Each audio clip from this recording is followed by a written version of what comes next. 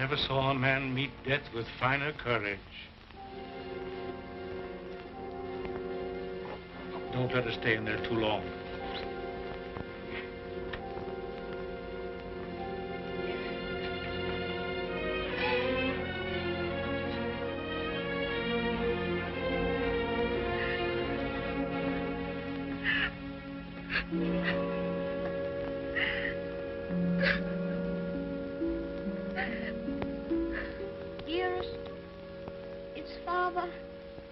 Is Father well now?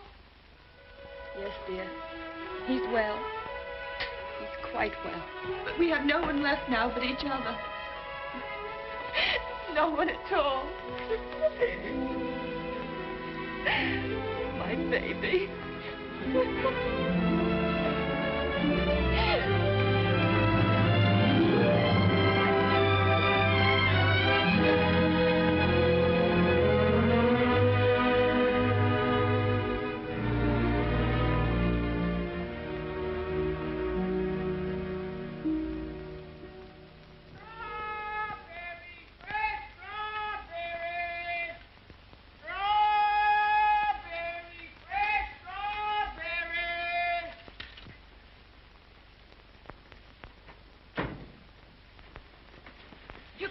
Mary, won't he? Ach, the darling.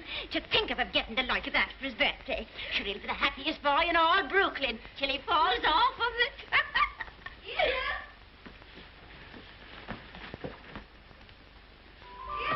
All right, Betty. Oh, dearest. Look. Mary's brother, Michael, has made it for me. And Mary's given me this book. It's The Adventures of Robin Hood and His Merry Men. Listen. Back ballots. Touch made Marion at your peril. However many you be, I defy you all. See, dearest, you're Maid Marian, and I'm Robin Hood. They crowd around you. I'll never leave your side, however many there are. Oh. Now, dearest, you cry out, help me, Robin Hood. Help me, Robin Hood. No, help. All it's no, I've got... Help. There. Oh. Isn't that... You like it? Oh, my... Of all the events in my life, this is the most magnificent. Do you really like it, darling? It's what you wanted? It's exactly what I wanted. Oh, I do hope it is. Only you will be careful, won't you, and not let it run away with you or anything. I suppose I'm about the safest bicycle rider in the whole of Brooklyn. Do you mind that now, huh? No? Can I ride it now, dearest? Can I go now? Oh. I can't wait 1 minute. Mr. Hobbs has to see it, and Dick. Can I go now, dearest? At once? Yes, dear, only do be careful. Oh, dear. There we are. Oh, you know. Let's go. Steady, do be careful of the streetcars if you get off the sidewalk. Wait a minute. Goodbye, dear. Goodbye. Oh, be careful, be careful, be careful. Be careful, be careful. Good morning, Mrs. McGillicuddy. Good morning, Sadie. A very good morning. How are your bones today, Mrs. McGillicuddy? Oh, none too good after the rainstorm yesterday. Oh, they ate last night something cruel. Ties me up in knots, the rain does. Does it? How very peculiar. But it's a fine day to go bicycle riding. Oh, I suppose so. For them that has bicycles and can ride them. I suppose everybody who has a new bicycle will take it out and ride it today. Glory be to goodness, and whose bicycle might that be? It's mine. It's my birthday present from dearest. Oh, it's a daisy show.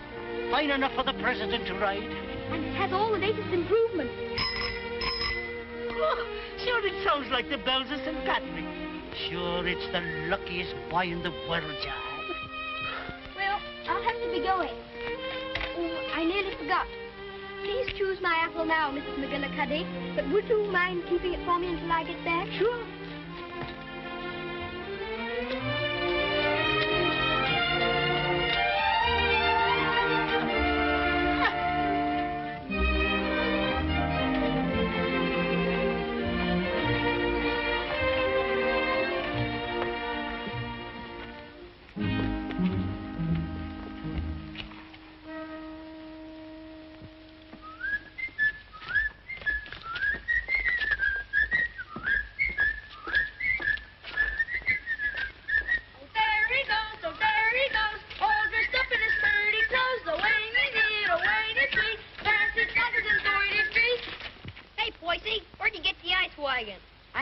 it by, please. Give us a little ride, will you, Bub?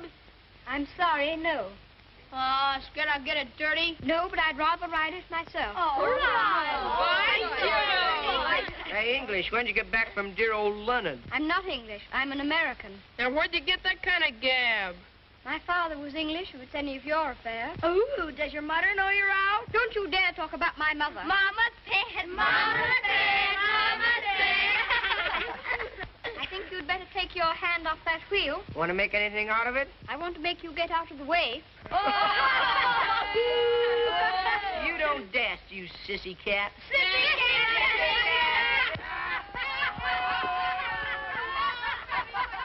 Wait a minute, Steady. Don't let him bluff you. I'll be right there.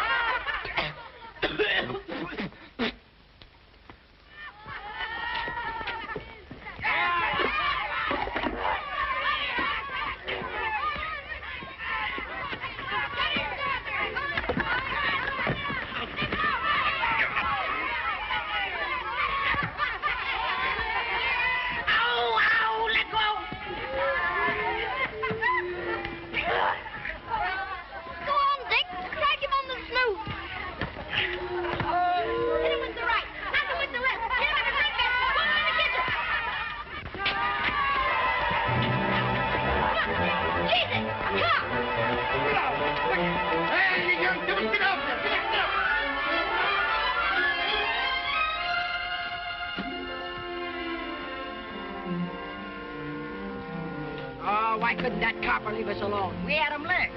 Thanks terribly for coming to my rescue, Dick. Oh, Nix, that makes us even for me giving you the mumps. They didn't even scratch it. Gee, Willikers, where'd you swipe that? The heiress gave it to me. Isn't it magnificent? It's a lollapalooza. I want you to be the very first person to ride on it. Oh, thanks.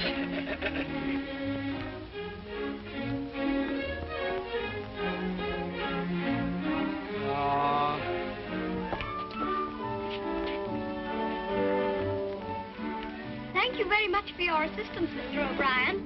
It's a pleasure, Steady, my lad. Of course, I think we might have won anyway. Sure, and don't I know it? But I had to keep you from committing murder. I tell you what, Dick.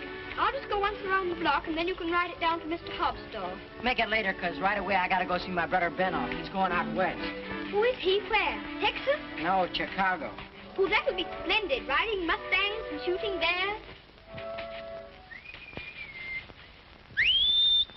There's my brother Ben now. Come on, Dick. I've got to leave. Well, come on down to Mr. Hobbs' store as quickly as you can.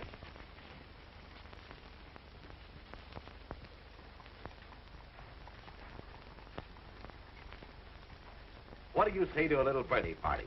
Ginger pop and cookies and some candy. That would be perfect, Mr. Hobbs. Only, Only? well, Dick's coming very soon. And I was thinking, if we could wait. I guess there'll be enough to go around. There's a lump coming, I think. Quite a big one. What are you reading, Mr. Hobbs? Ah, that's the way they go on now. British aristocracy. I've got no use for 'em. Earls and marquises going around as if they was lords of creation, wearing their coronets. Did you ever know any marquises, Mr. Hobbs? Or earls? I should say not. I'd just like to catch one of 'em inside here, that's all. I'll have no grasping tyrants sitting around on my cracker barrels. Perhaps they wouldn't be earls if they knew any better. Oh, wouldn't they, though? They just glory in it. It's in 'em. They're a bad lot. Here you are, Dick.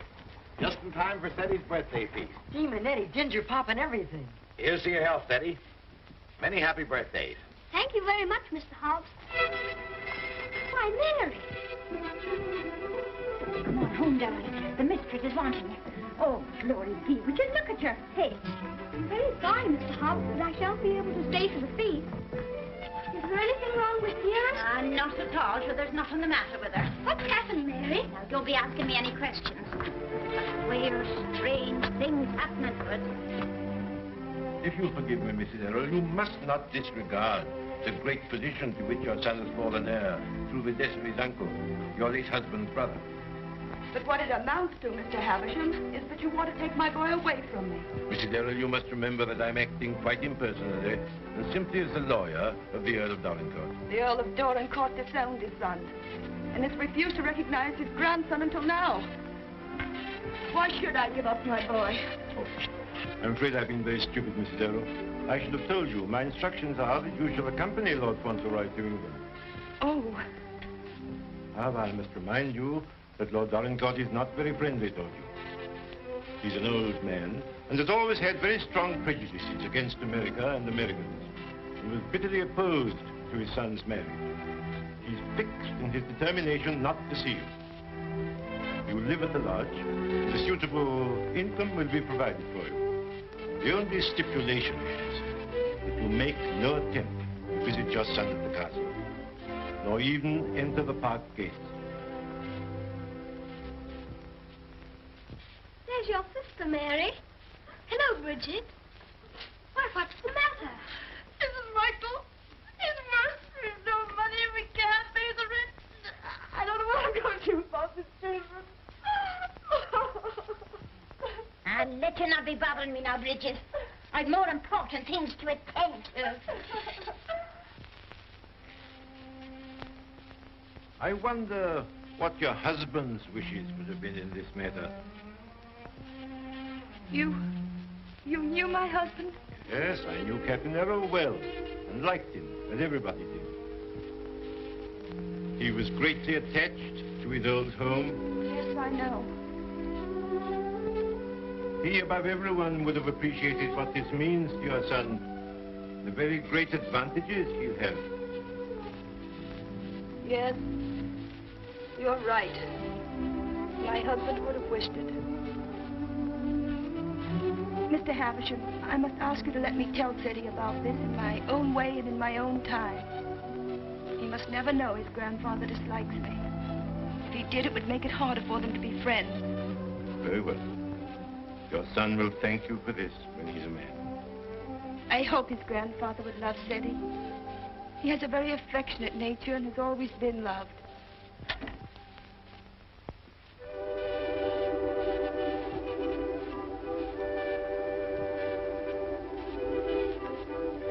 This is Mr. Havisham, dear, whom your grandfather has sent to see us, all the way from England. How do you do, sir? So this is little Lord Fauntleroy.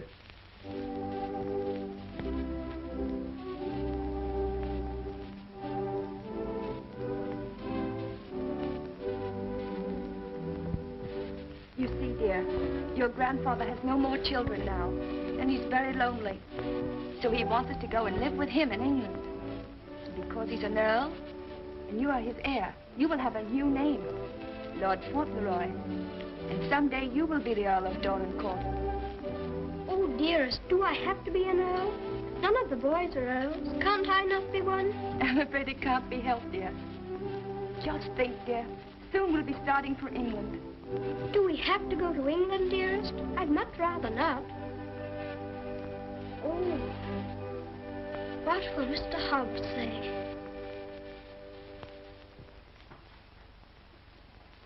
Anything else, ma'am? How much is your table butter? 13 cents a pound, ma'am. 13. Why, the last I bought was only 12.5 cents. That must have been last month. It's 13 today. Oh, indeed. Well, never mind the butter. Heavens and earth, if prices go any higher, we'll all starve to death. Say. Good day, ma'am. Hello, Ceddy. What's the matter? Mr. Hobbs, do you remember what we were talking about yesterday morning? It seems to me we was talking about England. Yes, and earls, don't you remember? Oh, yes. We did touch them up a little. That's all. You said you wouldn't have them sitting around on your cracker barrels. So I did. And I meant it, too. Just let them try it, that's all. Mr. Hobbs, one is sitting on this barrel now.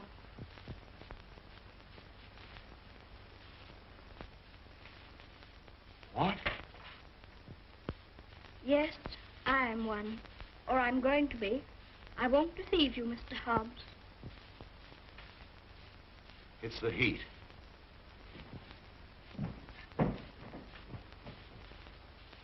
It is a hot day. How do you feel? Got any pain? Thank you, I'm all right. I'm sorry to say it's true, Mr. Hobbs. Mr. Havisham, he's a lawyer, came all the way from England to tell us about it. My grandfather sent him. Who is your grandfather? I couldn't very easily remember it, so I wrote it down. John Arthur Molyneux Errol, Earl of Dorincourt. That's his name, and he lives in a castle. 2 or 3 castles, I think. All his sons have died now. That's why I shall be an earl. Now I'm Lord Fauntleroy. Well, I'll be jiggered. One of us has got a sunstroke. Oh, no, we haven't.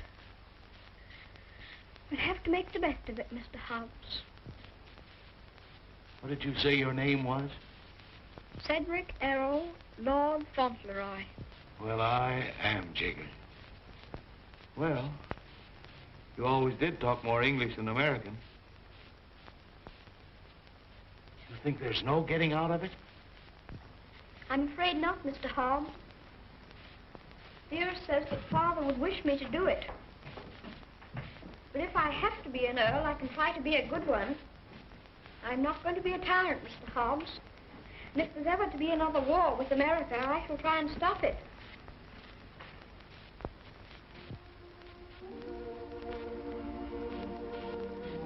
England's a long way off, isn't it? It's across the Atlantic Ocean. That's the worst of it. Perhaps I shan't see you for a long time. I don't like to think about that, Mr. Hobbs. Well, the best of friends must part.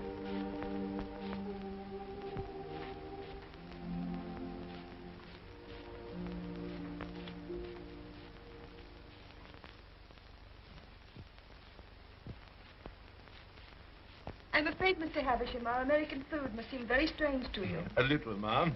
I find that muffins are biscuits and biscuits are cookies. But the cooking's excellent. And after all, it's the company that makes a meal exquisite, not the food. Thank you, Mr. Havisham.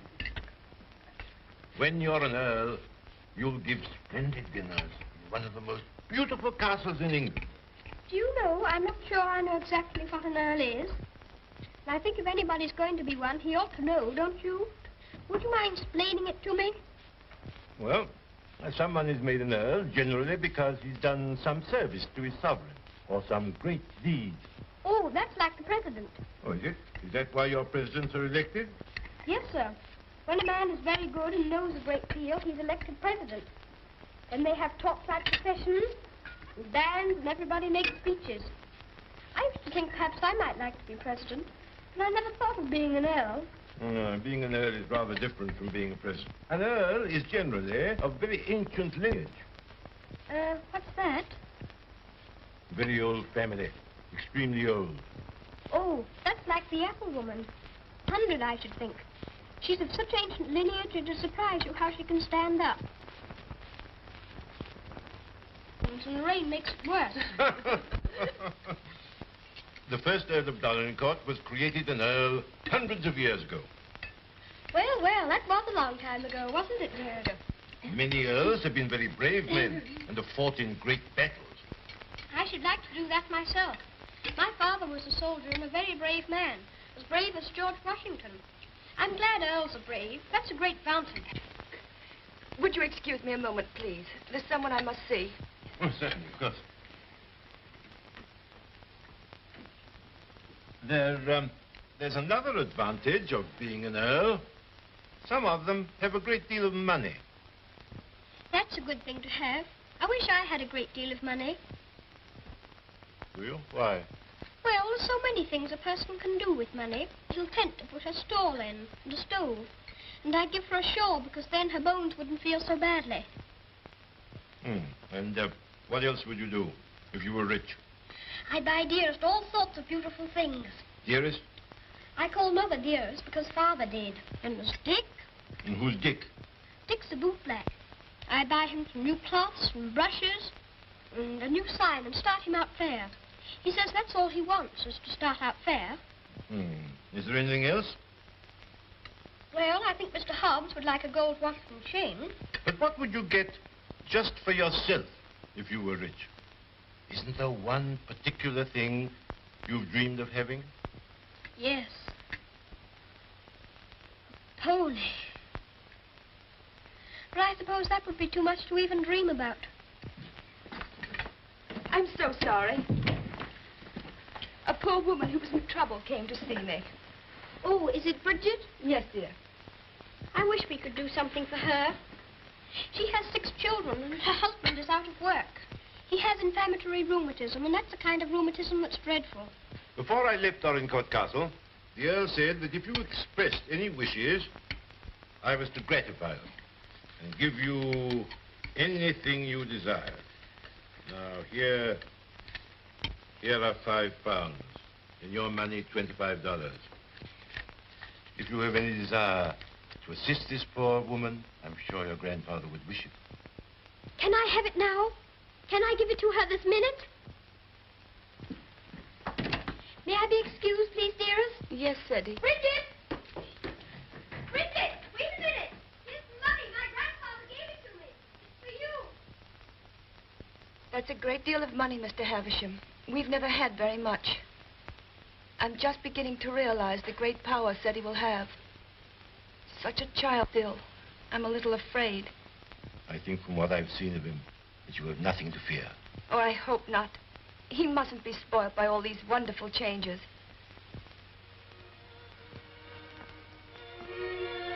She cried. She said she was crying for joy. I never saw anyone cry for joy before. My grandfather must be a very good man. It's more agreeable being an earl than I thought it was going to be. In fact, I'm almost quite glad I'm going to be one.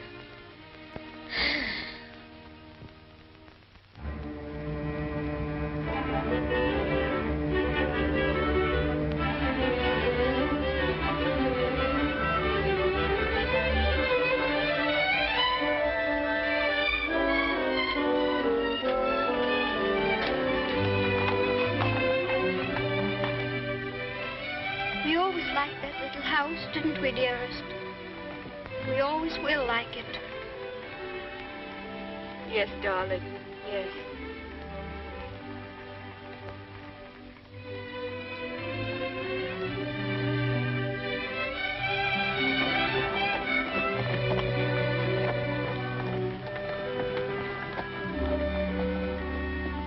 I've come to say goodbye. I have to go to England to be a lord, and I shouldn't like to have your bones on my mind every time it rains. Oh, bless your dear little heart. With all your kindness to me, my bones is as quiet as anything. Can I give you a kiss for that? Of course.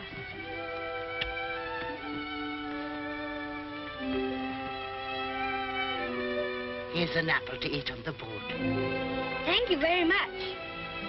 Oh, no, darling. Why should you pay?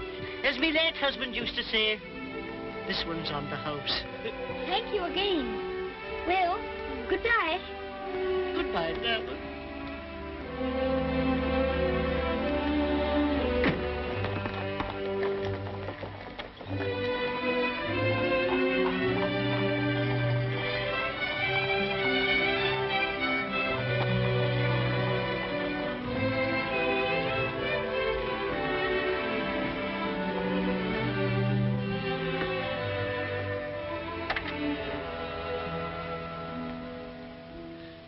Well. Well. Well. Well. Well, goodbye. I hope trade'll be good. Gee, if trade gets any better, I'll be rolling around in diamonds and pearls. That would be splendid, wouldn't it? I hope you have every sort of luck and happiness. Thanks, same to you, and I hope you think about us sometime when you're way over there, they say, on foreign soil. I'll think about you all the time, and I'll write to you, and you must write to me. Here's where you send your letter. Gee, I wish you wasn't going away. Thanks, mister, for all the swell things you've done for him. He certainly deserves it. He's a game little kid. Gee, I almost forgot. Yeah, I bought this for you. It's a handkerchief. You can use it when you get among them swells. Oh, Dick, it's beautiful. It's extraordinary. I'll use it always. Thank you, Dick. Thank you very much. Well, goodbye. Well, goodbye.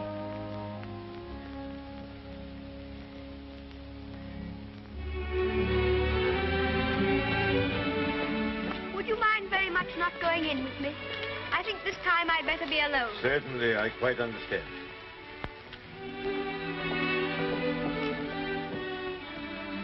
This is for you, Mr. Hobbs.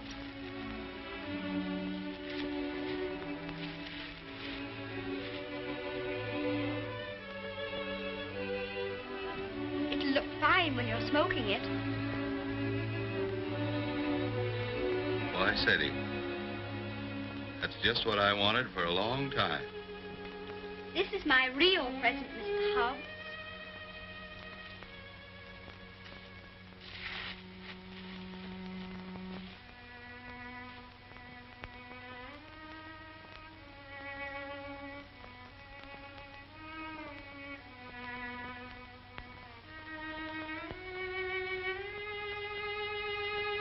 There's something written on it, inside the case. I told the man what to say. You read it.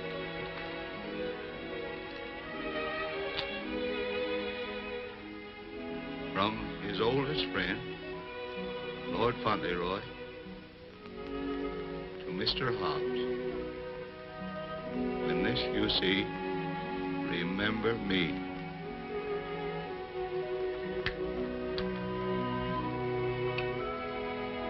When this you see, remember me.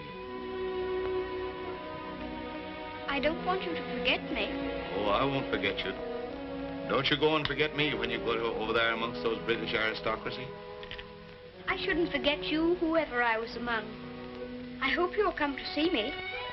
Perhaps my grandfather will write and invite you. You wouldn't mind him being an earl, would you? I mean, you wouldn't stay away just because he was one. Oh, I'll come and see you.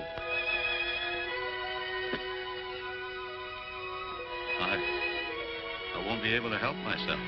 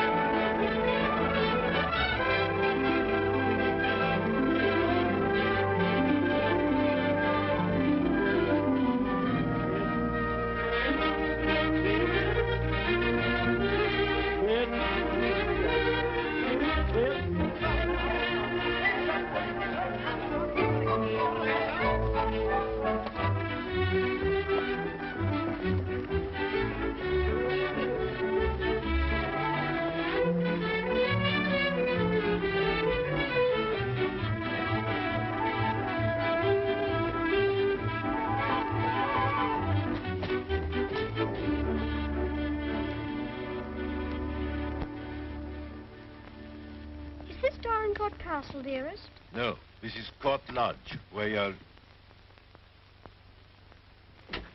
Here's Mary. We had a splendid time in London, Mary. I'm so glad you came before us, Mary. We don't feel so strange finding you here to welcome us. Ah, sure, 'tis a great happiness I wish you, ma'am, in your lovely new home.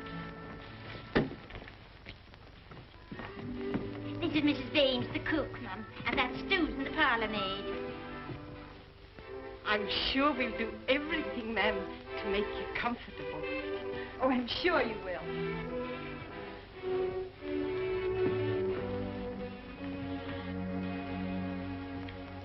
I must say goodbye. The carriage is waiting to take me to the castle. I must tell the Earl of your safe arrival. He needn't go tonight. I'd so like to have him with me my first night here. No, I'm sure Dorincourt won't expect his grandson tonight. Tomorrow will be time enough. I dread so to tell him that we're not going to live together anymore. I'm a coward, I know, putting it off so long, but it's the most difficult, the most cruel thing I've ever had to do.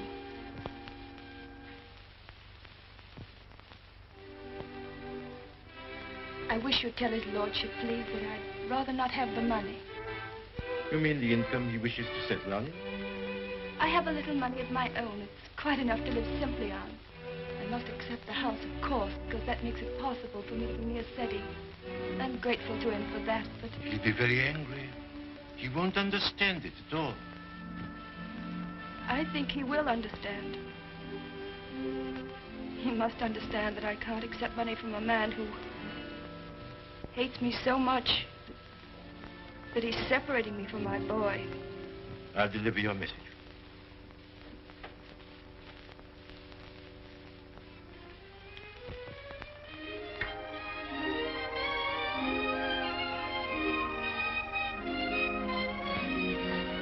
I think it's beautiful here.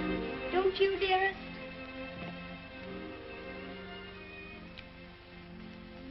Cedric, darling, there's something I must tell you. You're not going to understand it, I know. But I want you to believe me, as you always have, when I tell you it's for the best. Tomorrow, Mr. Havisham will take you to your grandfather, and you will live with him at the castle. But I shall not go with you. This pretty house will be my home, and Mary will be here to look after me. But, dearest, you don't mean... You can't mean that we're not going to be together, just as we've always been. Oh, no, I can't. I couldn't. I won't. I won't. Cedric, you must be brave and sensible. If there are some things you can't understand now, you'll understand them later. It's best for you to live there. There are good reasons why it is. You mean you want me to go away from you? Of course not, darling. But now you're growing older, and we must trust, help one another without asking any questions. You know, Cedric, your grandfather loves you, wants you to love him. He's so kind, he wants you to be happy and to make other people happy. But, dearest, I can't be happy without you. But you won't be without me all the time. I'm not far from the castle here. You'll run in and see me every day. You'll love the castle. There'll always be something new and interesting to tell me. And I'll have things to tell you. Oh, Cedric, we'll have such good times together. We'll be finding things out, both of us. We'll be explorers. Yes. Like Mr. Stanley and Mr. Livingston. That'll be exciting. And every night, when it grows dark, I'll put a candle in the window to guide you through the jungle, Mr. Stanley.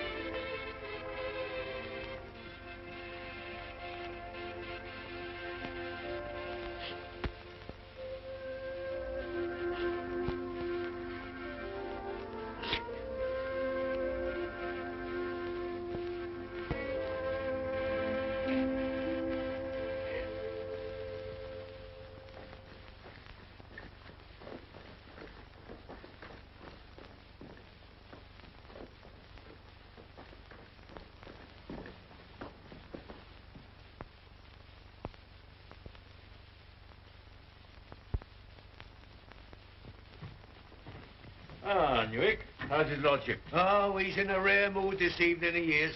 He told me to evict all the tenants if they weren't paid up. Oh, I dare say that'll be a job to your liking.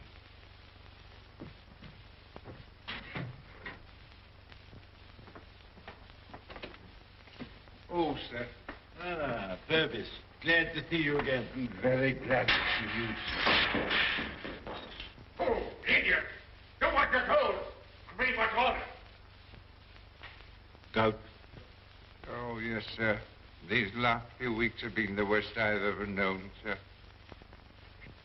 I'm surrounded by a lot of incompetent nincompoos. Shut the door, you blockhead! I can't stand him no longer, Mr. Purvis. He's too much for any man. Cursing and swearing and calling people out the names like he does. And it ain't just today, it's every day. Thomas, you brought in the 63 port. He prefers the 51. Oh, I to know he didn't say.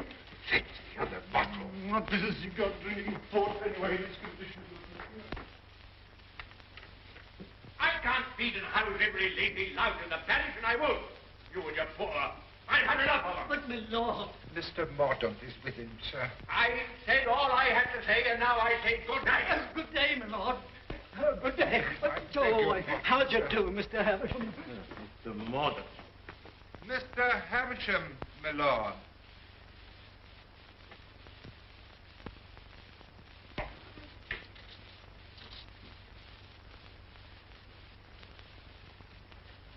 Well, Havisham. Lord? Come back, have you? Put that cushion right for me, will you? I careful.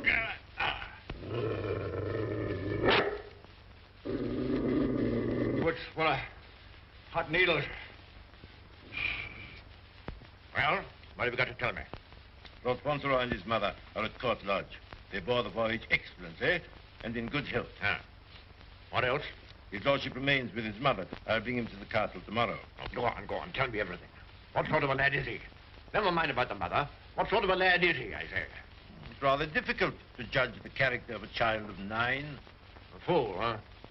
Clumsy cub. I don't know much about children, but I thought him rather a fine lad. Healthy, well grown, eh? Apparently healthy, quite well grown. Straight limbs, well enough to look at. Rather handsome, my lord, as boys go. Huh. Although I'm scarcely a judge. I dare say you'll find him a little different from most English children. Oh, no doubt of that. American children are the most impudent and worst brought up in the world. I've heard that often enough. In his case, I would hardly call it impudence. The difference is, I think, that he's lived more with older people than with children. And I should call it a mixture of maturity and childishness. Exactly. Beastly, impudent, bad manners.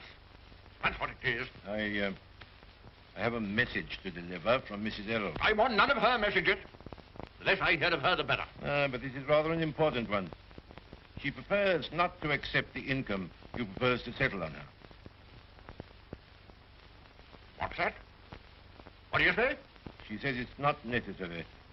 That is, the relations between you are not friendly. Not friendly? I should say they were not friendly. Mercenary, sharp-voiced American. Lord, you could hardly call her mercenary. She's asked for nothing. Ah, all done for effect. She thinks she can wheedle me into seeing her. Thinks I should admire her spirit, but I don't. She shall have the money sent to her whether she likes it or not. She won't spend it. I don't care whether she spends it. She shall have it sent to her. She shan't tell people that she's got to live as a pauper because I'm doing nothing for her. Huh?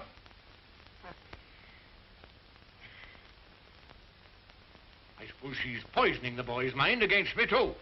No.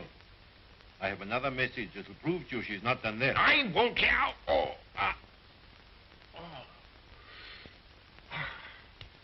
She asks you not to let Lord Fauntleroy hear anything that might lead him to understand that you're separating him from her because of your prejudice against her. She says he wouldn't comprehend it. That it might make him fear you in some measure, or at least cause him to feel less affection for you. She wants there to be no shadow on your first meeting. Come now, Havisham, come now. You don't mean the mother hasn't told him? Not a word, my lord. Nothing has been said to the boy to give him the slightest doubt of your perfection. She's prepared to believe you the most amiable and affectionate of grandparents. In fact, he already regards you as a wonder of generosity.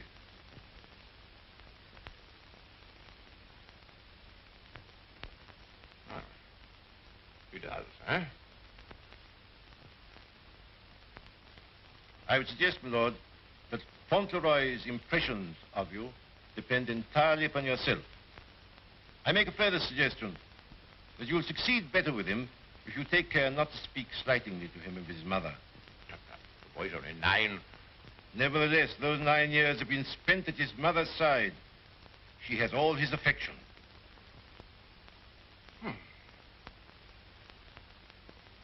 So he thinks me generous, eh?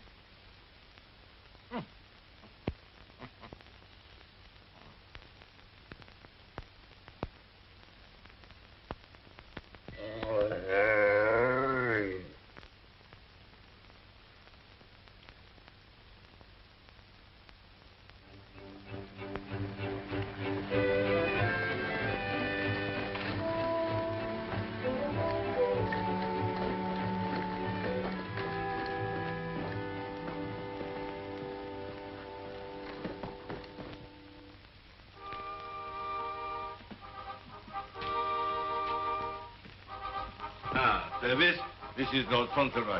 My lord. How do you do? Thank you, my lord.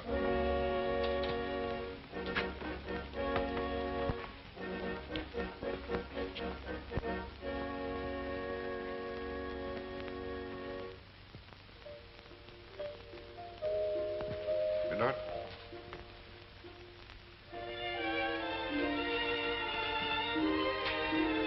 This is Lord Fauntleroy, Mrs. Mellon. Lord Fauntleroy, this is Mrs. Mellon, the housekeeper. How do you do, ma'am? I shouldn't know his lordship anywhere, sir. He has the captain's face and way.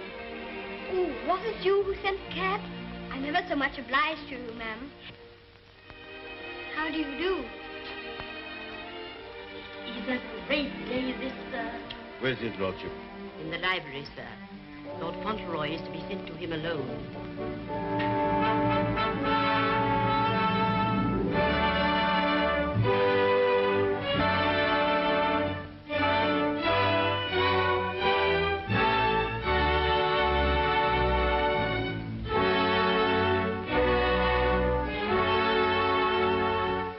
Lord Fauntleroy, my lord.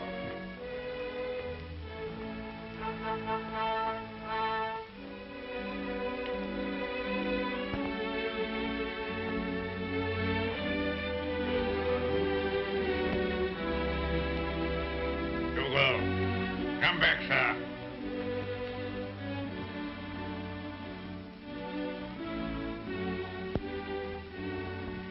How do you do, sir?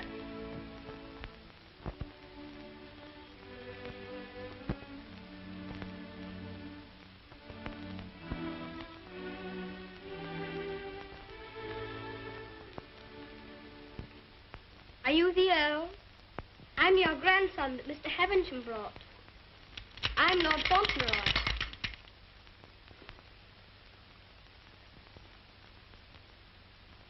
I hope you are quite well.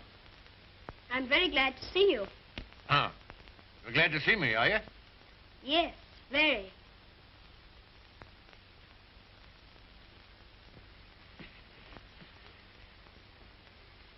I kept wondering what you would look like if you'd be anything like my father. Oh, and am I?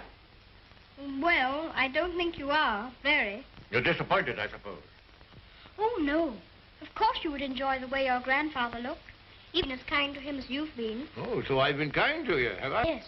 I'm ever so much obliged to you about Bridget and the apple woman and Dick. Bridget, Dick, apple woman? They were particular friends of mine. You know, they were the ones you gave me all that money for. The money you told Mr. Heavensham to give me if I wanted it. Oh, the money you were to spend as you liked, eh? So you spent it all on these people, did you? Bridget, Dick, and the apple woman. Yes, and I gave Mr. Hobbs a gold watch and chain and a pipe. I put some poetry in the watch. It was, "When this you see, remember me." I'm going to miss Mr. Hobbs very much. Who is Mr. Hobbs? He was our grocer. Fancy vegetables and groceries, you know. He's my closest friend. Mr. Hobbs is a very clever man. Do you know he can recite the Declaration of Independence right through? Oh. What's the matter? I just remembered you might not like to hear about the Declaration of Independence. I forgot you were an Englishman. Huh? You forgot you were English too, didn't you? Oh, no, I'm an American. You are English. Your father was an Englishman. I was born in America. You have to be an American if you're born in America. You don't... I beg your pardon for predicting you. Mr. Hobbs says that if there's ever to be another war, that I should have to be an American. But I promised him that if there were to be another war, I should try to stop it. You would? Dinner is served, my lord. Now, be careful, man. Be careful. Careful, man, careful. Oh. Would you like me to help you? You can lean on me, you know. Once when Mr. Hobbs hurt his foot with the potato barrel falling on it, he used to lean on me. You think you could do it? I think I could. I'm very strong. I'm 9, you know. You lean on your stick on one side and on me on the other.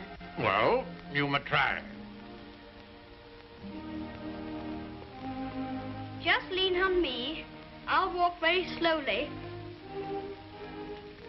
Don't be afraid of leaning on me. I'm all right, if it isn't a very long way. You see that old fellow in red velvet? He was the 10th Earl of Dorincourt. King George I decorated him for services during the war with Spain and Austria. He was tremendously strong, bend a bar of iron between his hands. You get your strength from him. How very interesting. Did you ever try putting your foot in hot water and mustard? Mr. Hobbs used to. Arnica is a very good thing, too, they tell me. Oh, thank you. I'll try it.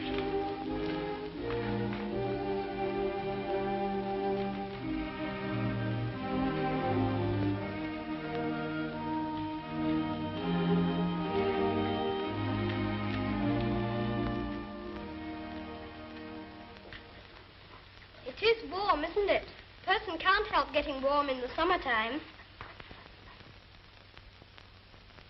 Great heavens! What's that? It's a present from Dick. Isn't it beautiful? When this I see, I shall always remember Dick. Yes, I should think you would. It's a bit difficult to forget him. Dick's a professional bootblack. You'd like him. He's so square. Square? He wouldn't cheat anyone or hit a boy under his size. Huh? Very praiseworthy. Eh? Thank you.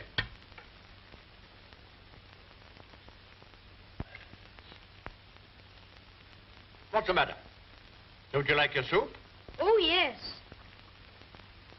I was just wondering. Wondering? Wondering what? You don't wear your coronet all the time, then? No. It doesn't become me. Mr. Hobbs said you wore it all the time. But after he thought it over, he said he thought you must take it off sometimes to put your hat on.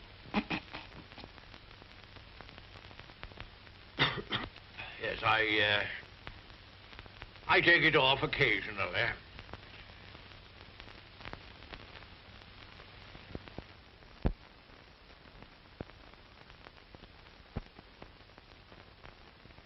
You must be very proud of your house. I never saw anything so beautiful. But it's a very big house for just 2 people to live in, isn't it? Oh? You think it's too large? Well, I was only thinking that if 2 people lived in it who are not very good companions, they might get a little lonely sometimes. Hanky, do you think I shall make a good companion? Yes, I think you will. I think you should be almost as interesting as Mr. Hobbs. Huh. Mr. Hobbs and I were very great friends. He was the best friend I had, except...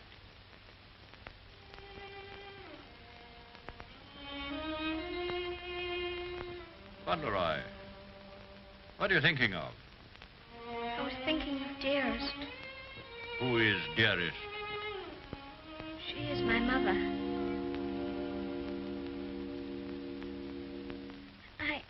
I think I'd better get up and walk up and down.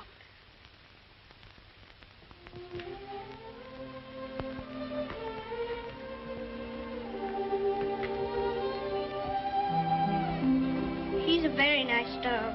He's my friend. He knows how I feel. How do you feel?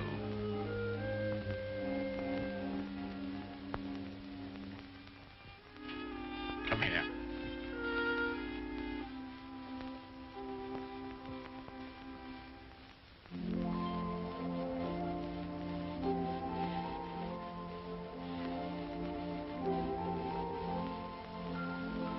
You see, I never was away from my own house before. It makes a person feel a strange feeling when he has to stay all night in another person's castle instead of his own house. But Dearest is not very far away from me. She told me to remember that. And after all, I'm 9, you know. And I can look at the picture she gave me. Look. You press the spring and it opens, and there she is.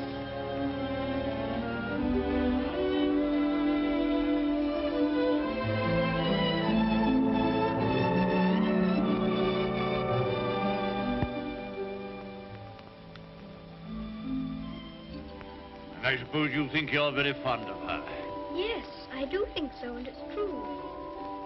Mr. Hobbs and the others were my friends. But Dearest is my close friend. My father left her to me to take care of. When I'm a man, I'm going to work and earn money for her. Oh. What do you think of doing? Well, I did think of going into business with Mr. Hobbs. But I should like to be president.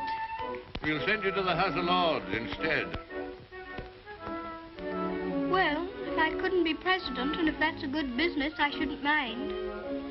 The grocery business is dull sometimes. Yes, so's the House of Lords.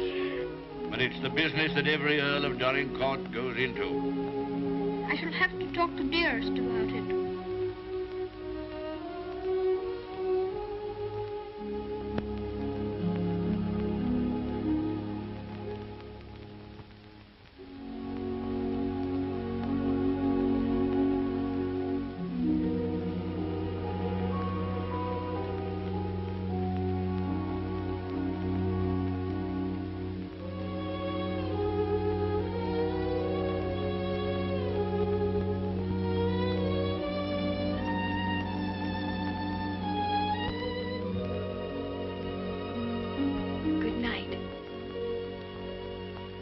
Keep you all the night.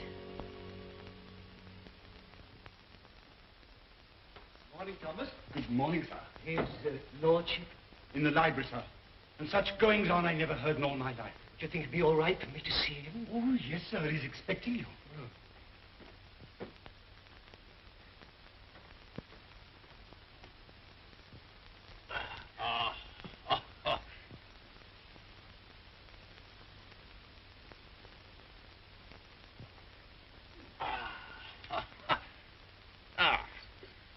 Morning, Mordaunt. Found a new employment, you see. Any good at marbles, Mordaunt? My muscles are a little stiff, my lord, but I'll see what I can do. Oh, pity about that. I'd forgotten about your age.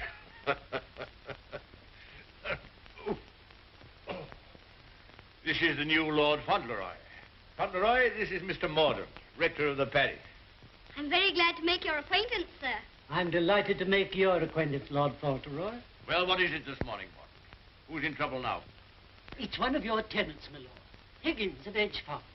York has told him that if he doesn't pay the rent, he must leave the place. He's a bad tenant. Always behind, York tells me. He's devoted to his wife and children. If the farm is taken from him, they may literally starve. That's like Michael. Huh? I forgot we had a philanthropist here. Come here. What would you do in this case? Well, if I were very rich, I should let him stay and give him things for his children. Nonsense. You're Lord Fauntleroy. Time you learn to deal with these situations. You can write, can't you? Yes, but not very well. Well, go over to the desk and write Newick his orders.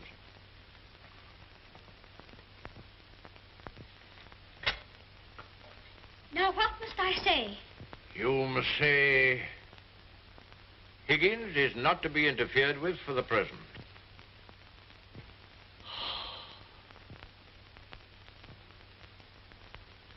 And sign it Fauntleroy.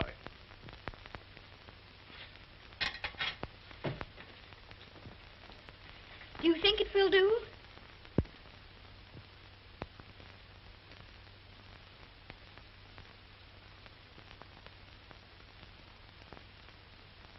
Yes.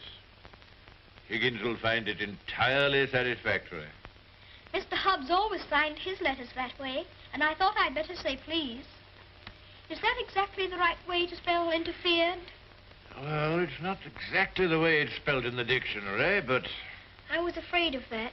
Yes, Higgins won't complain of the spelling. I think you must be the best person in the whole world. Don't you, Mr. Mordaunt? I shall write and tell Mr. Hobbs. Oh, and what'll you tell him? I shall tell him I think you're the kindest man I ever heard of. And that you're always thinking of other people and making them happy. And that I hope when I grow up I shall be just like you. Just like me. There you are, Morden. Take that with you. I will indeed. This is good news. Thank you, my lord. Oh, don't thank me. Thank Fauntleroy. Thank you. Goodbye, sir. Goodbye.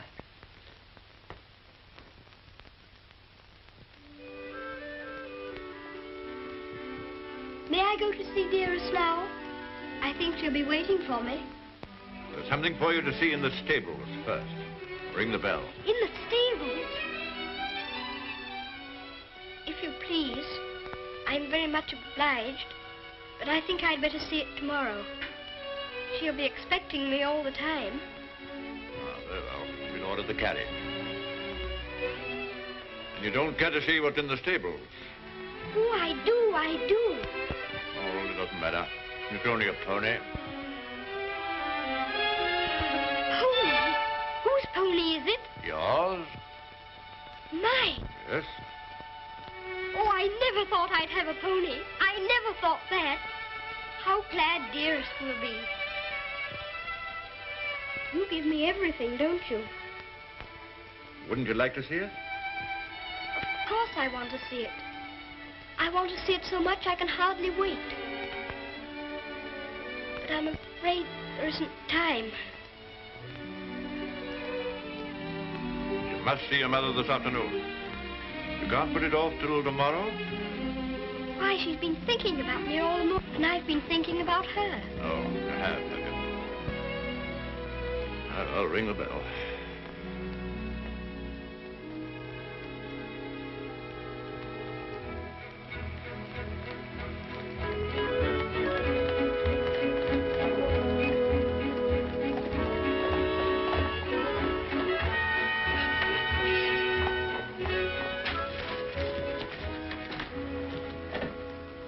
Let me give you your stick. Just lean on me when you get out. I'm not going to get out. Not to see dearest? Dearest will excuse me. Go and tell her that not even your new pony will keep you away.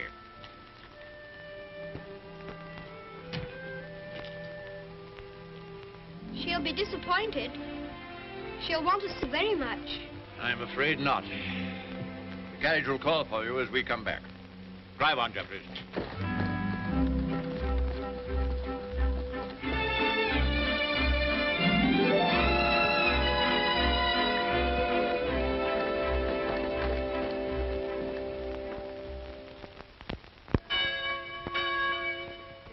Shame, uttered from his own mother.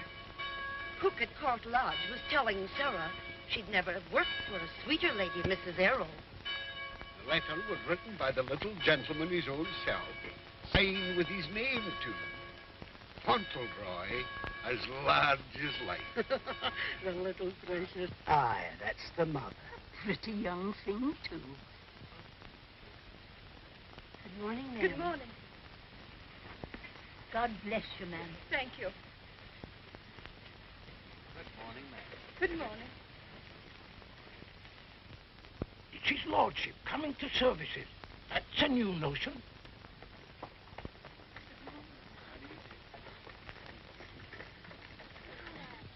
They say even his gout's improving. Look at the young lord. He's Captain Cedric all over again. He's the captain salt of a life. How glad the people are to see you. Take off your hat while they're bowing to you. To me? How do you do? God bless your lordship. Long life to you. Thank you.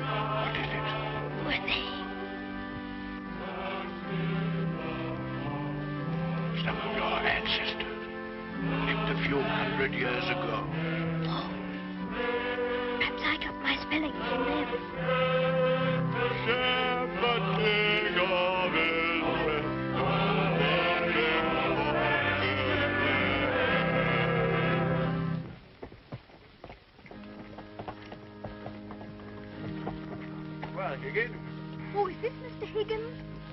Yes, I suppose he's come to have a look at his new landlord. Yes, my lord. I understand his young lordship was kind enough to speak for me, and I thought I'd like to say a word of thanks.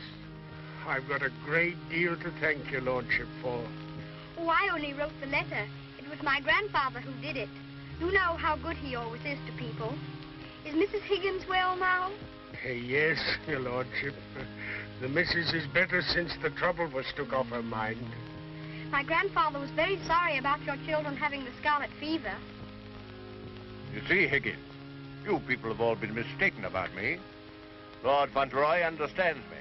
If you want a little reliable information on the subject of my character, apply to him. Get in the carriage, Fauntleroy.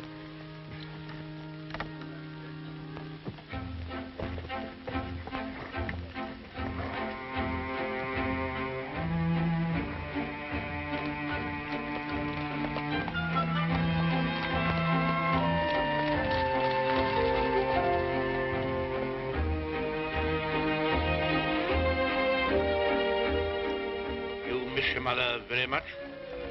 Yes, sir. I miss her all the time. You don't miss her, do you? I don't know her. I know, and that's what makes me wonder. She told me not to ask any questions, and I won't, but... See her almost every day, don't you? Isn't that enough? We used to see each other all the time. We could tell each other things without waiting. Don't you ever forget about her? No, sir, never. I shouldn't forget about you, you know. If I didn't live with you, I should think about you all the more.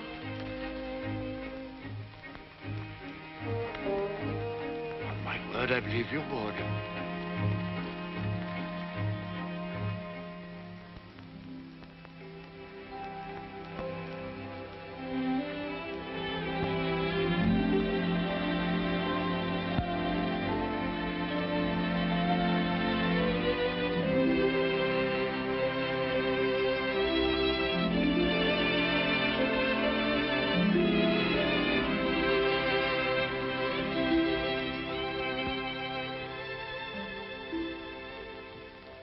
is such a good earl, he reminds me of you.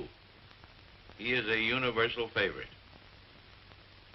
Well, reminds me of you. Think of that now. He's known this earl only a little while, and we was lifetime acquaintances. I don't know as I want him to be reminded of me by this earl. They've been using influence on him, I bet you. You're right. They got twisty ways, those aristocrats. They'd wheedle their little finger around your heart as soon as look at you. All for their own purposes, mind. It's a pity they're making an oil out of him. Yeah. He would have been a shining light in the grocer business. A shining light. Do you know any particulars about that stuff like castles and oils? No, not much. Except they're haughty and mean. Shares a Jim Dandy letter he wrote. Almost as good as seeing him. Only it ain't, of course. Oh, he was a plum daisy of a kid. I bet you sometimes he wishes he was back here. I do. You lonely? Oh, not so bad. Where you living now? Oh, me and two other fellas, we got a room in a lodging house. The other two fellas, they get drunk and fighting, but it's cheap. Oh, that's no sort of a place for a lad like you to be living. Now, look here. I got a clean, dry loft over my stable, and there's an old bed you can have. Why don't you come here and stay? Won't cost you a cent. Gee, do you mean that, Mr. Hobbs? Well, certainly I do. Yahoo! Gee, Mr. Hobbs, talking about oils. You ain't no oil, you're a prince. Oh, sure.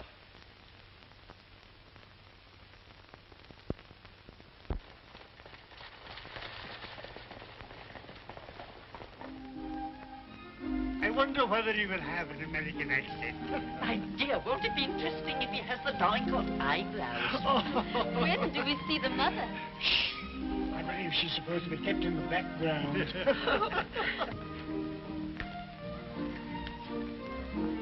Well, Molyneux, is this the boy? Yes, Constantia, this is the boy. Fauntleroy, this is your great aunt, Lady Lorridale. How do you do, great aunt? How do you do, young man? You're like your father. I loved him more than most people in this wicked world. Oh, did you know my father? Know him? Of course I do. Oh, then you must meet Dearest. She will enormously like to talk to you about him. You see, I was the only one she could talk about him to who knew him. And I was so small when he... Yes, Fauntleroy, this is your great uncle, Sir Harry Lorridale. How do you do, sir? Hear you're fond of horses. I'll confess to you, Constantia, that what you'll probably see for yourself. There's a risk of my becoming rather an old fool about him. Becoming? By the way, the mother, what does she think of you? I don't know. I haven't asked her. You must come over to Lorridale Park one day and see us. There are some new cocker puppies in the kennels. You shall have your pick.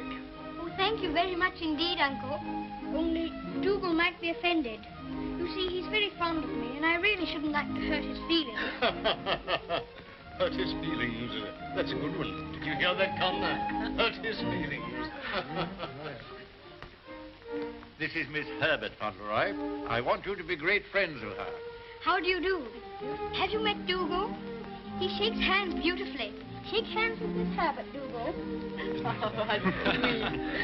He's a great friend of mine. I like making friends, don't you? Yes, I do.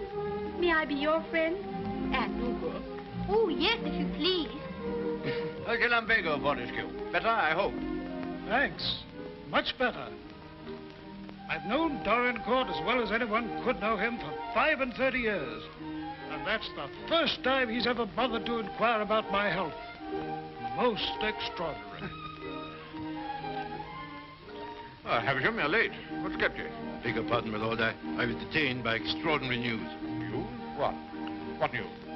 Not now, if you don't mind. Later, my lord, later.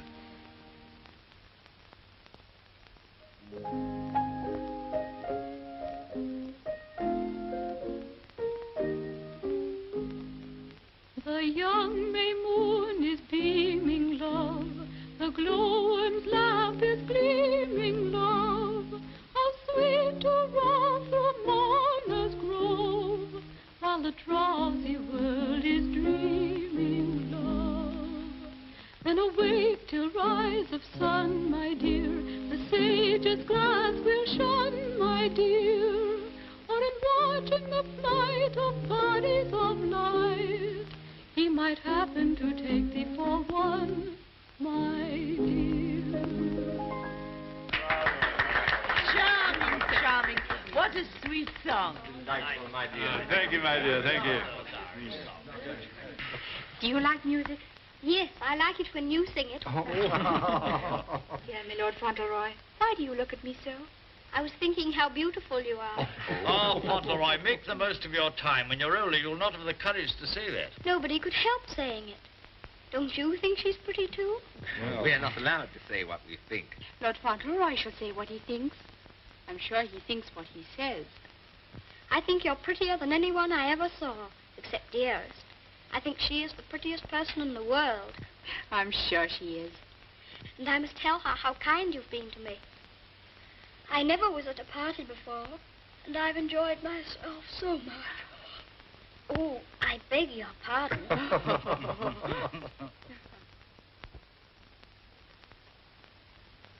Good night, little Lord Fauntleroy. Sleep well. Thank you very much.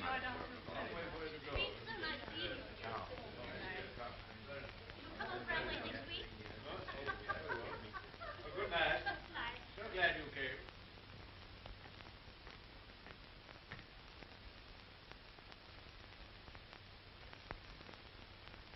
Well, Havisham, what the world's the matter? Something serious must have happened to make you behave like this. What is it? It's bad news. The very worst of news, my lord. I'm sorry I have to be the bearer of it. Why do you look at the boy so? You hang over him like a bird of ill omen. Has it anything to do with Fauntleroy? My lord, I waste no words. My news has everything to do with him. If we're to believe it, it's not Lord Fauntleroy who lies asleep before us, but only the son of Captain Errol. The present Lord Fauntleroy is the son of your boy Bevis, and at this moment is in a lodging house in London. What do you mean? You're mad. It's a lie. An abominable lie. If it's a lie, it's painfully like the truth. A woman came to my chambers this morning and told me that she married your son Bevis in London 11 years ago. She showed me the marriage certificate. The child was born shortly after Bevis deserted her and was taken by her to America. Oh, the woman's obviously an imposter. It's a trumped-up fraud. I'm afraid not, my lord. I saw the boy's birth certificate. She's, I'm afraid, a very ignorant person. But she's consulted a lawyer who advises her that her son is, of course, Lord Fauntleroy and the rightful heir. She demands that his claim be immediately acknowledged. I'll protest this to the last. I'll disown Bevis's boy. I'll have nothing to do with him or his mother. You can't disown him, my lord. Nothing we can do can keep the eldest son's child from his inheritance.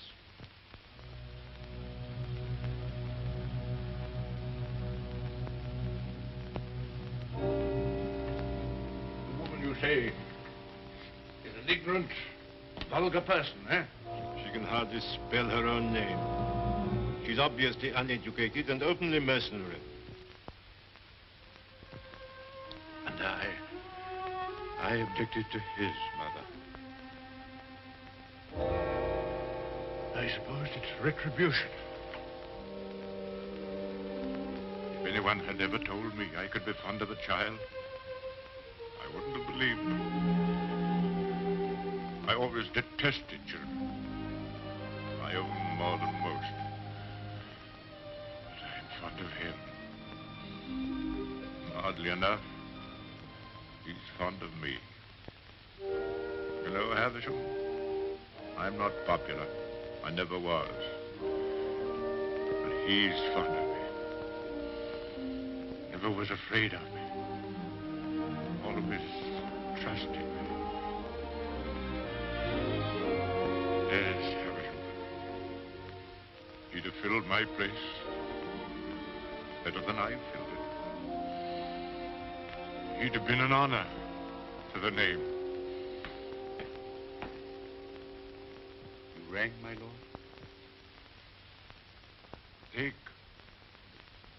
Take Lord Fauntleroy to his room.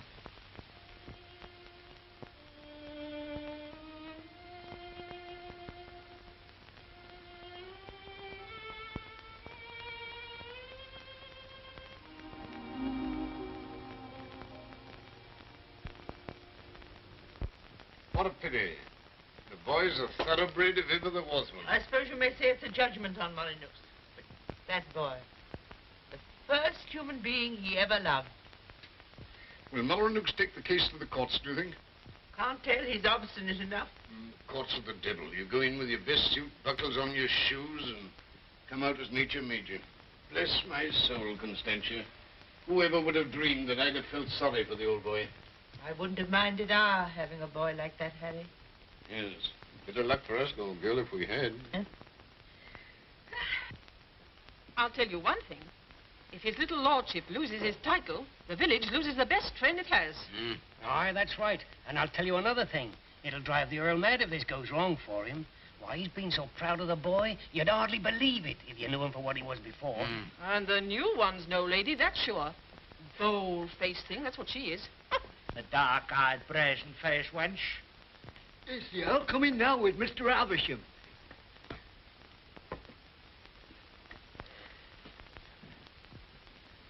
You've someone here calling herself Lady Fauntleroy. I want to see her. Aye, come the ways, my lord. This way, my lord.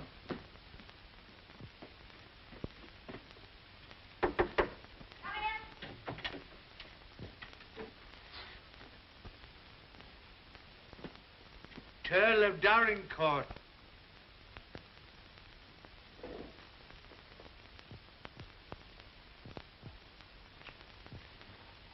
Pleased to meet you, I'm sure, my lord.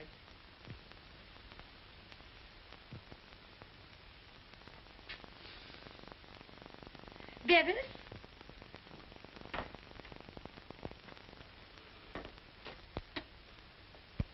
Go shake hands with your grandpa.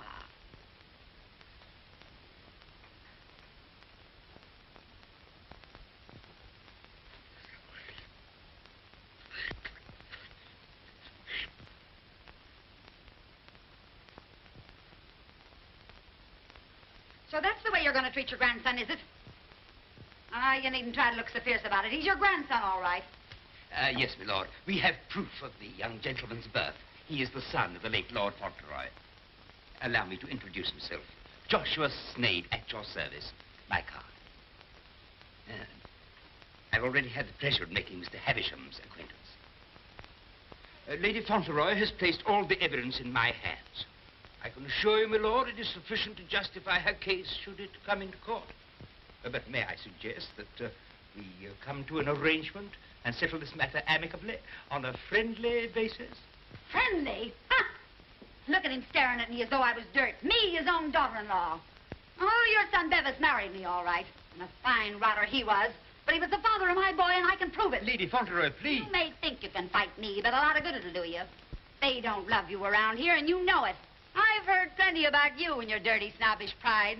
Plenty of pride you'll have when I'm finished with you. Unless you want to climb down off your high horse and get reasonable with your own flesh and blood. Lady Fauntleroy... You shut up. I'll stop at nothing, do you hear? I'll drag this case through every court in the land. I'll let the whole world know what you are. You and your precious son, Bevis, deserting me and his own child, a babe in arms. How I've suffered, heaven only knows. And you standing there looking at me and my boy as if we were scum. You ought to be ashamed of yourself. You say you married my eldest son. If that's proved to be true, the law's on your side. In that case, your son will be Lord Fauntleroy, and you will be provided for. But I warn you, the matter will be sifted to the very bottom. I'll only add that I want to see nothing of you or your boy as long as I live. After my death, you can, unfortunately, do as you please. Yes, you're exactly the kind of person that I should have expected my son, Bevis, to choose.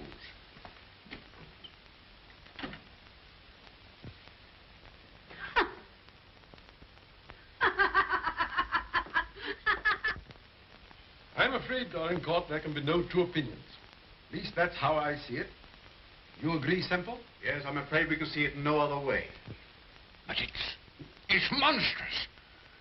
That woman, that boy, are utterly unfit. Alas, the law can take no cognizance of such things. I sympathize, Dorincourt, more than I can say. Sympathize? What's the use of that? If we take it to the courts, you think there can be only one result? I'm afraid so. The birth certificate, everything we have, point the same way. If you take it to court, you'll have the expense and the notoriety, and only, I fear, one possible result. Perhaps the boy won't turn out so badly as you fear. Perhaps you can do something with him. That boy? That oaf?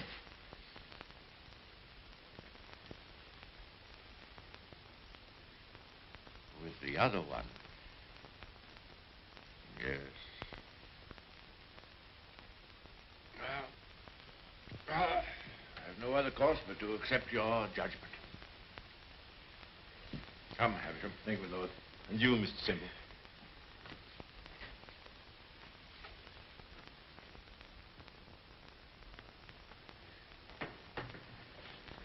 It's the Earl, ma'am. The Earl himself.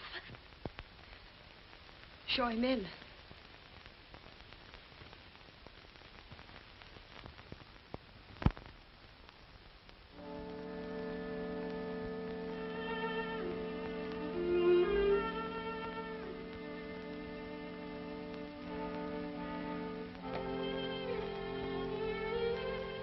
Mrs. Errol, I believe. Yes, I'm Mrs. Errol. I'm Lord Dorincourt. The boy is very like you. People have often said so. I'm glad to think he's like his father, too. Yes, he is. Like my son. Won't you sit down? Thank you.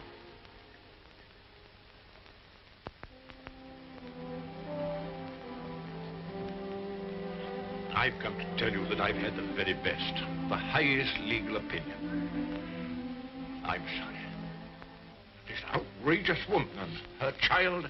Perhaps she cares for him as much as I care for Cedric, my lord. Her son is Lord Fauntleroy. Mine is not. Yes, I'm afraid you're right. Perhaps you would prefer that Cedric should not be the Earl of Dorincourt. It's a very magnificent thing to be the Earl of Dorincourt, my lord. I know that. But all I care about is that Cedric should be what his father was. Brave, just, and kind, always. A striking contrast to what his grandfather is, eh? I haven't had the pleasure of knowing his grandfather. I know my little boy believes you. I know that Cedric loves you. Would he have loved me if you told him why I didn't receive you at the castle? No. Honestly, I think not. That's why I didn't wish him to know. Well, there are very few women who wouldn't have told him. Yes. Cedric is fond of me. And I'm fond of him. I can't say that I was ever fond of anyone before. But he pleased me from the first. I'm an old man. I was tired of my life. But he's given me something to live for. More than that. More than that. I'm proud of him. I was satisfied to think that one day he'd be taking my place as head of the family. I'm miserable. Miserable.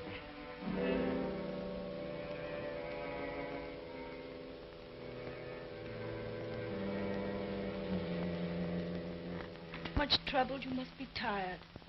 And you need all your strength. Thank you.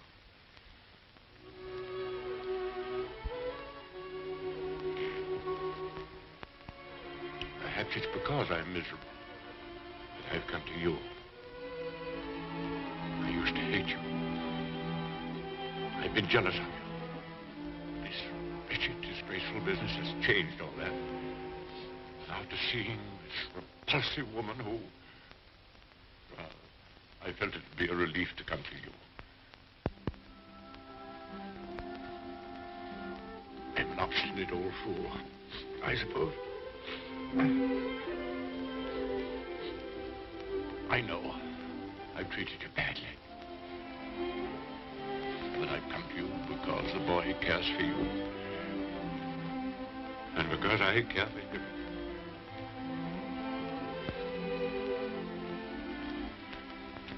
treat me as well as you can. For the boy's sake.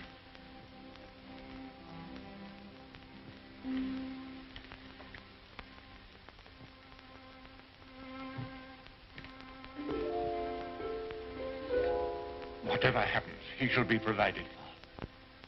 Sadie shall be taken care of now and in the future. Always. Thank you.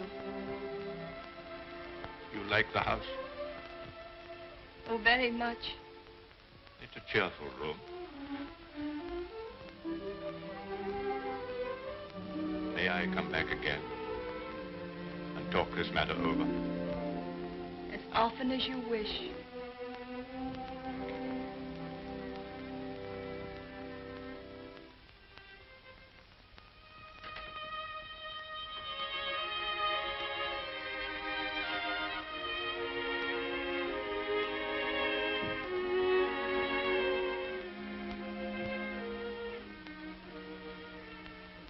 Heard bad news, haven't you? Yes. The worst. And I'm not Lord Fauntleroy anymore, am I? No. She's beaten me. Then the other boy, he will have to be your boy now, won't he? Like I was? No. But he'll have to live in the castle if he's Lord Fauntleroy, won't he? Common little brat shall never enter this place in my lifetime. I'll take care of that. Then I can still be your boy, even if I'm not going to be the Earl, just like I was before. My boy. Yes, you'll be my boy as long as I live. And by Jove, sometimes I think you're the only boy I've ever had. Then I don't care about the Earl part at all. I thought, you see, that the one that was going to be the Earl had to be your boy. That I couldn't be. I shall never take anything from you that I can hold for you. Come what may, you shall have all that I can give. All. And dearest, will her house be taken away from her? No. They can take nothing from her. Nothing from either of you. Come. Time you were asleep.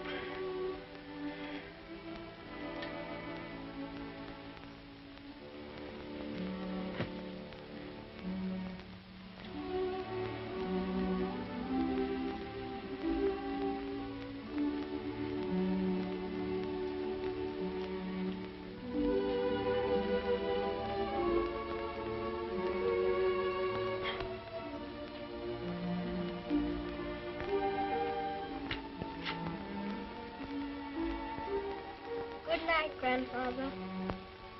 Good night, my boy.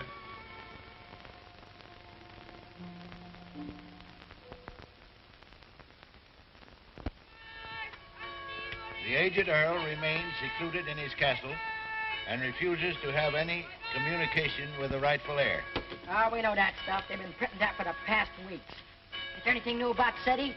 Yes, here it says, the prospects do not look very bright for the false claimant, Cedric Errol of Brooklyn. Well, I'm jiggered. At last, they've succeeded in robbing him out of being an earl.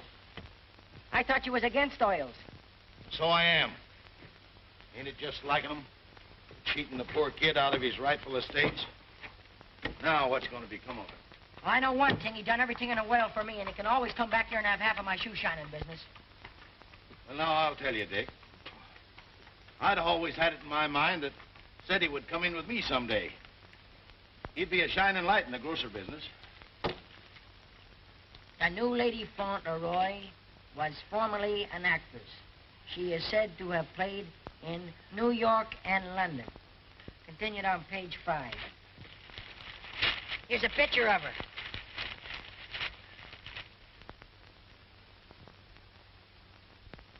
Holy mackerel. What's the matter? Here, look at this. It's her. Her? She ain't no aristocrat, she ain't. I know her as good as I know you. It's Minna, Ben's wife. Your brother? Sure. You mean it's some kind of hocus pocus? Sure I do. Well, I'm jiggered. She was married before, but I never heard of her having no other kid but Ben's kid. You mean the one Ben went out to Chicago to look for? Sure. Maybe she had another kid in England. Maybe she did and maybe she didn't. We'd ought to do something about this. You're dead right we ought to. But we got to get the proper advice. Gee, I wished I knew Alderman Murphy. I know Alderman Murphy. You do? Yeah, come along. Let's go right now. Them Earls, they've always had a spite against us Americans ever since the Revolution. What a place. What a hole. I'm sick to death of it. Cooped up here, week in and week out with nobody to talk to. You're complimentary. I wasn't meaning to be. And grateful. You're getting your money, aren't you? Business is business, you know. Business. I'm sick of business. I want some fun. Why don't you go up to London for a while? London? Not on your tintype. Nothing would please that old devil up at the castle better than to see me clear out. Well, I'll stay here in this rotten country pub. You've lived in worse places in your time, I've no doubt. That's none of your business. You keep a civil tongue in your head or I'll hand you your walking papers. I wouldn't. What do you mean? Just what I said. I wouldn't try anything like that, Minna. I'm Lady Fauntleroy to you.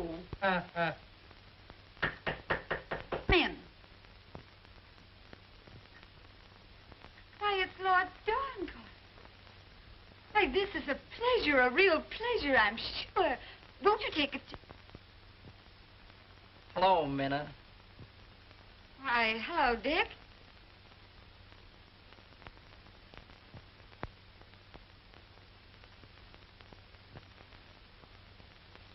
Why, Ben. What are you doing here? Where have you been all this time? You know her? Funny if he didn't, seeing as how he was my second husband. Where is the child? What child? You know what child, our boy Tom. Oh, Ben. But you know, you must have heard. Someone must have told you. Told me what? It was pneumonia. Only 3 days and he was gone. It broke my heart. I meant to write you, but I didn't know where you were. If that's true, who is this boy you've got with you? That's none of your business, Ben Tipton. Can I see him? No, you can't. Tell us, please, why Mr. Tipton should not see your boy. Oh, hello, Uncle Dick. Well, I'll be jiggered. Mom, you stop. You're a dirty pair, you are. Coming all this way to spy on me, trying to do me hurt. I'll have the law on you for the way you're hounding me. You... Silence! Come here, Tom.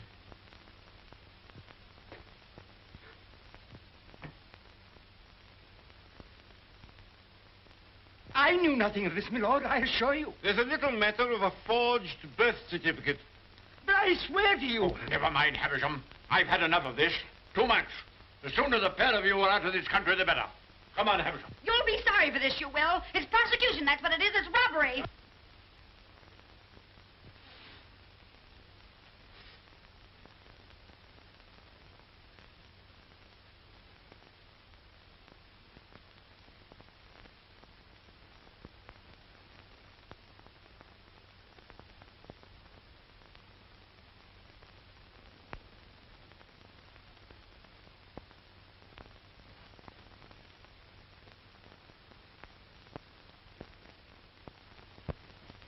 This will be somewhat in the manner of a museum, my lord?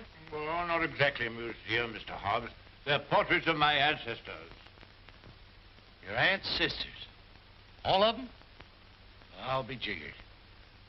Your great-uncle, he must have had a family. Did he raise them all? I mean that they were earlier distinguished members of the family. You know, Earl, I used to have a very poor opinion of you aristocracy. But I've changed. I'll take you, for instance. You're a pretty good sort, even if you are an earl. I'm very gratified.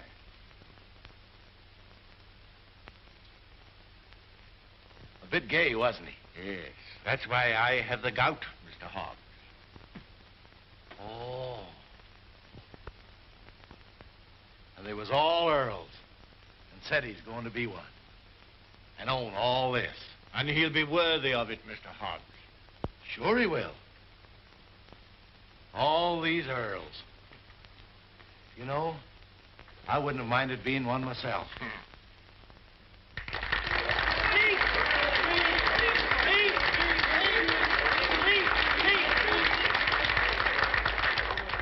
very much.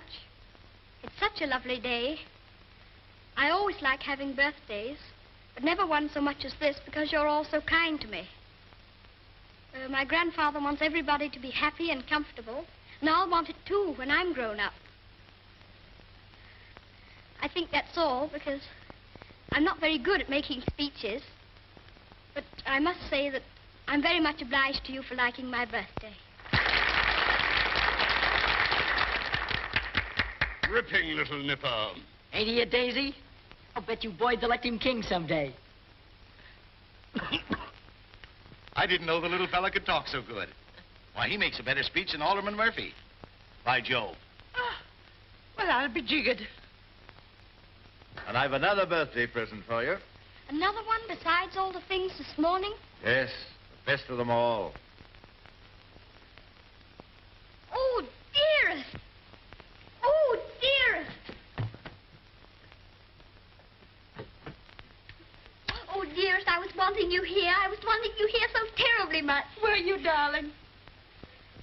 Fauntleroy, your mother's come to live with us in the... To live with us? To live with us for always? Are you sure you really want me? We've always wanted you, but we weren't exactly aware of it.